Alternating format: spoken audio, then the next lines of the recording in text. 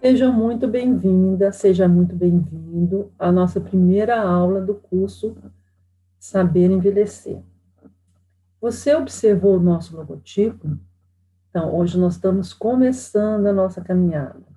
Nós vamos primeiro percorrer os vales, depois a gente vai subir gradativamente a montanha até o topo. Mas hoje nós estamos iniciando a nossa caminhada. E no dia de hoje eu vou refletir com você, nessa nossa primeira aula, sobre o envelhecimento em si, né? Sobre o conceito de envelhecimento. Então, nós vamos refletir aqui sobre o envelhecimento através de conceitos, né? Então, eu vou fazer umas reflexões com você nesse sentido. E vou exemplificar com dois depoimentos de uma pesquisa que eu fiz com as idosas para avaliar a qualidade de vida delas. Olha aqui a figura de várias idosas, vamos ver como é que se dá esse processo do envelhecimento. Então, esse humorista americano, Andrew Roney, ele diz que é um paradoxo que a ideia de ter vida longa agrade a todos, e a ideia de envelhecer não agrade a ninguém.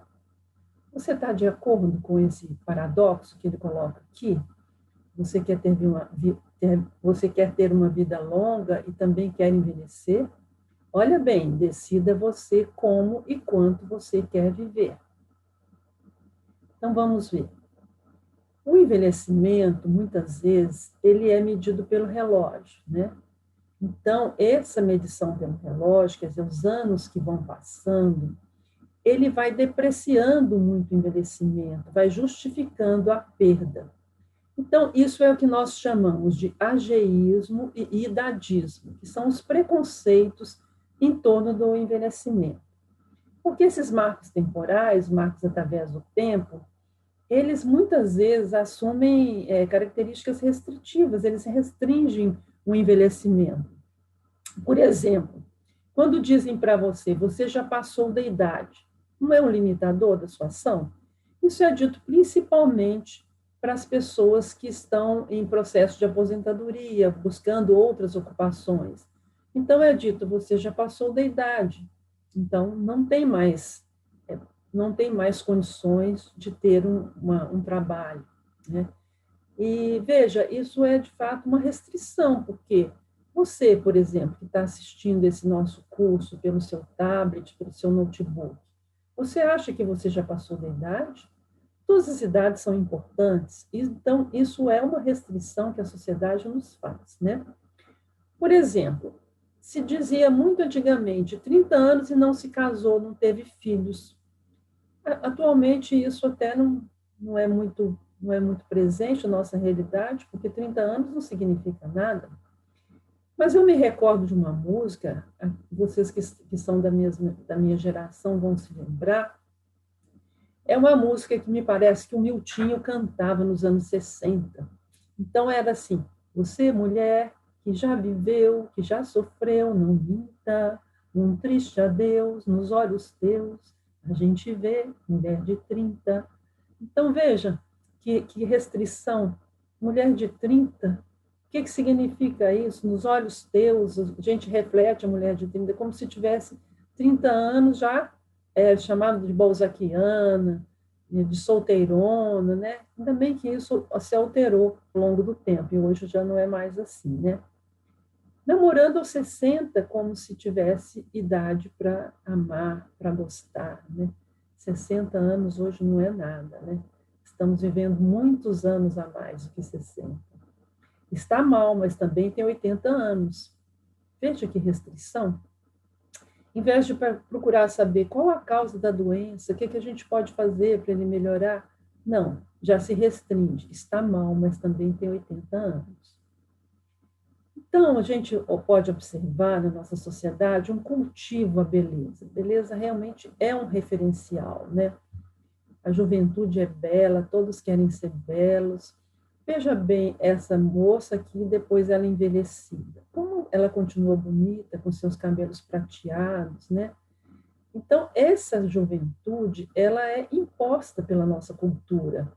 E é muito cruel para as mulheres, principalmente, né? Quando se chamam você, bonita, engraçadinha, simpática.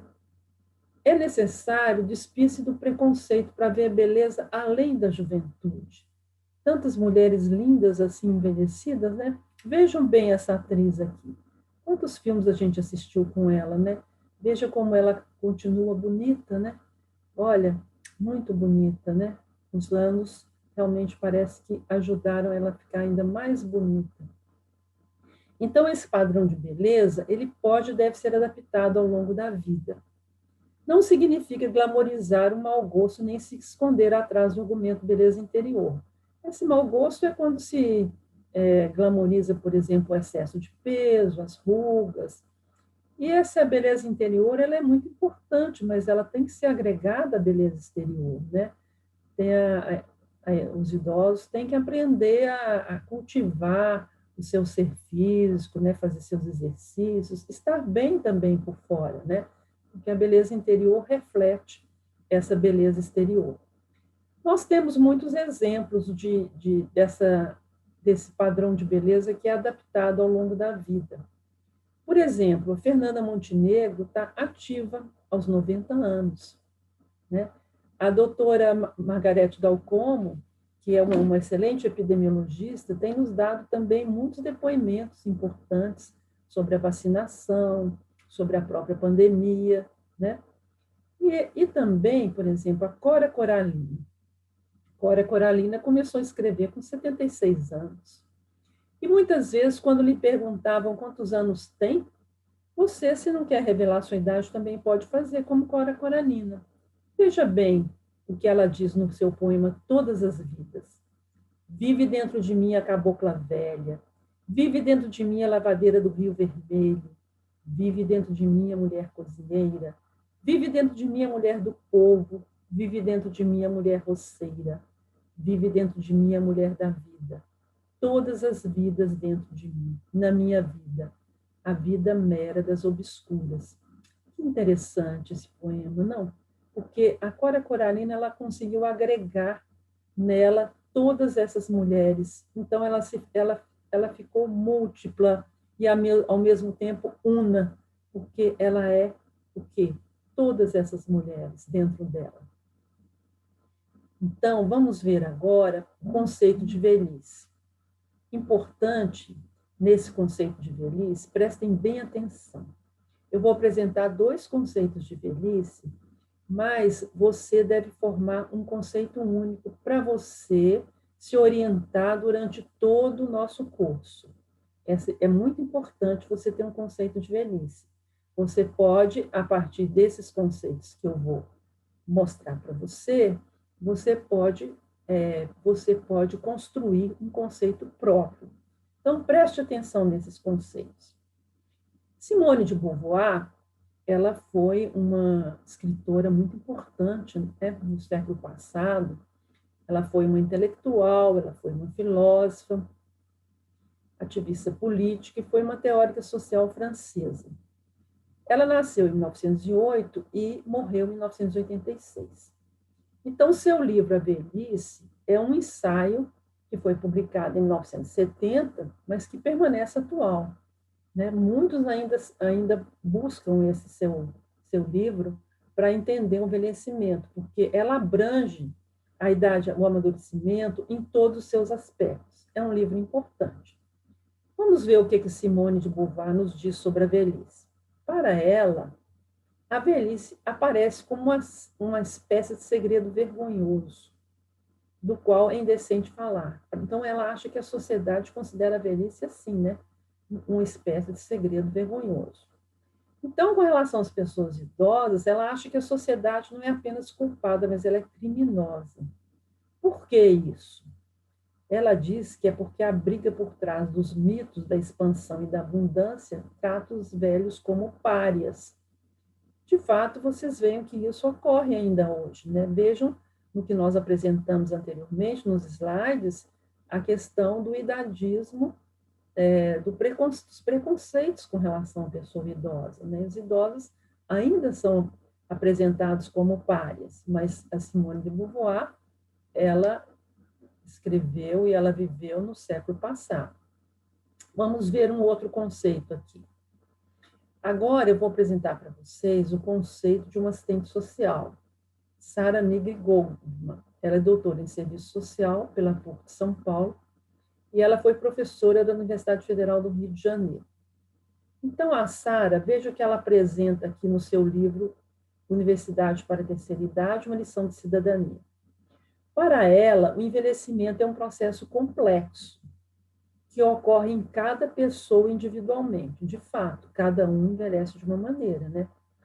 Mas é condicionado a quê? Aos fatores culturais e históricos. Esses fatores eles vão refletir na sociedade como um todo. Envolve os idosos e as várias gerações. De fato, vocês veem os fatores culturais. Como é a nossa cultura hoje? Como era a cultura na época dos meus avós? Né? E tudo isso se reflete nos idosos e nas gerações. Históricos também, né? Como é que era a história, a história se dava antigamente, no século passado, e como que a história se revela hoje. Então, são fatores que realmente interferem nesse envelhecimento, né? Ela diz mais que, por seu caráter multifacetado, o envelhecimento abarca múltiplas abordagens. De fato, se ele é complexo, ele abarca mesmo múltiplas abordagens. Por exemplo, abordagens físicas, física, a gente vai mesmo envelhecendo, o nosso físico vai perdendo a sua funcionalidade, né? Emocionais, psicológicas, sociais, econômicas, políticas, ideológicas, culturais, históricas, dentre outras. Quer dizer, essas abordagens todas, elas dão esse caráter múltiplo ao envelhecimento. Ela continua dizendo que a conjuntura marca as diversas formas de viver e de conhecer o envelhecimento, assim como as determinações culturais. Então, é como a gente estava dizendo, a cultura ela vai se modificando ao longo do tempo, né? A forma de envelhecer, tudo isso vai se modificando. Espero que se modifique ainda mais nos próximos tempos para termos melhores formas de envelhecer. E um diferencial que ela coloca aqui é a classe social. De fato, os indivíduos menos privilegiados, aqueles que vivem, por exemplo, na periferia, nas comunidades, têm um tipo de envelhecimento que os restringe muito. Já aqueles que fazem parte de uma classe social mais privilegiada, eles já têm outros acessos aos equipamentos de saúde, então já tem mais acesso ao envelhecimento ativo. Então, isso também é algo importante, né, para se considerar o envelhecimento. Então, nesses conceitos, vejam vocês, a velhice aparece aí como categoria homogênea para todos, não é, aliás, a velhice não aparece como categoria homogênea para todos, e nem é um processo de via única, né? A velhice se situa nas transições de mudanças, tanto demográficas, como sociais, como culturais de cada povo.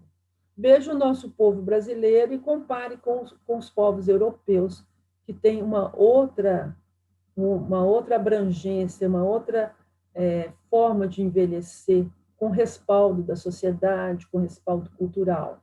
Né? Então, tudo isso está presente no envelhecimento. Mas faça você o seu conceito, né? Tem um conceito próprio que vai lhe ajudar. Vamos ver o próximo slide? Olha, aqui a gente está falando do processo de envelhecimento. Então, isso é muito importante você levar em conta, porque esse processo de envelhecimento, ele pode ser compreendido tanto como um processo natural, que aí vai diminuindo progressivamente a nossa reserva funcional, é chamado de senescência, o que em condições normais não costuma provocar qualquer problema. Então, é um envelhecimento normal. Vejam bem aqui esses idosos andando de bicicleta, né? Esse envelhecimento chamado de senescência. Então, mas existe outro tipo de envelhecimento, porque quando existem essas condições de sobrecarga, por exemplo, doenças que aparecem, né, no envelhecimento, as doenças crônicas sempre vão aparecendo, né? às vezes diabetes, às vezes osteoporose, algumas doenças vão aparecendo.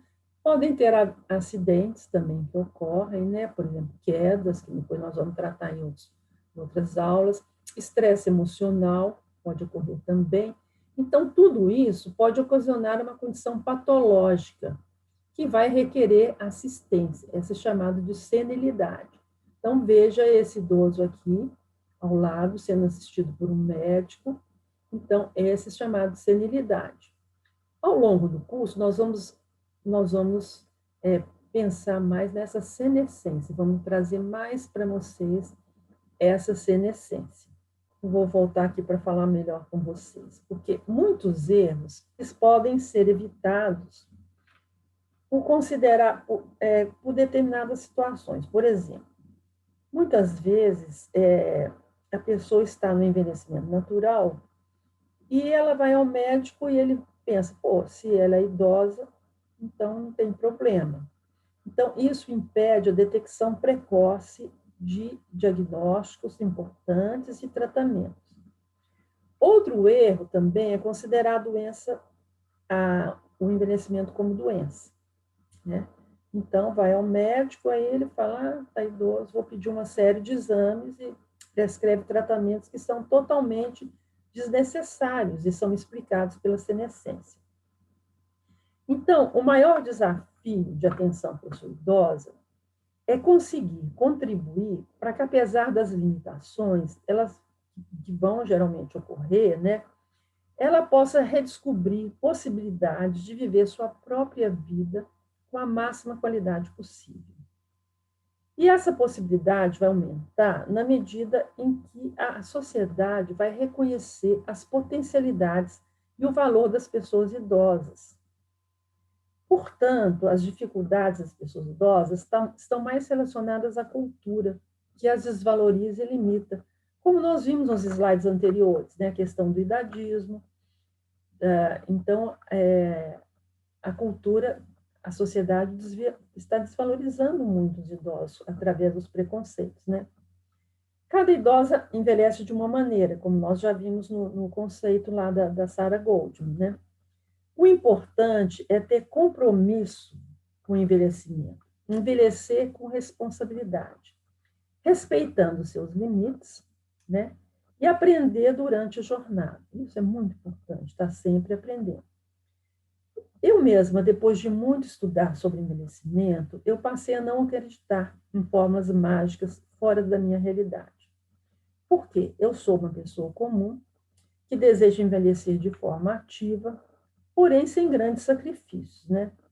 Eu defendo que cada um seja livre para escolher suas opções e viver como deseja. Porém, eu não me conformo com o sofrimento desnecessário, nem com aqueles que vão vivendo sem objetivos, vão vivendo por viver, deixa a vida me levar.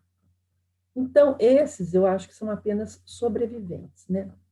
O que eu considero importante é ter projetos de vida, porque a gente não sabe quanto tempo nós vamos viver.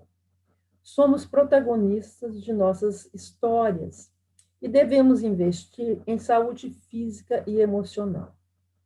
A nossa vida, se a gente fizer uma analogia, ela pode ser comparada a um filme, né?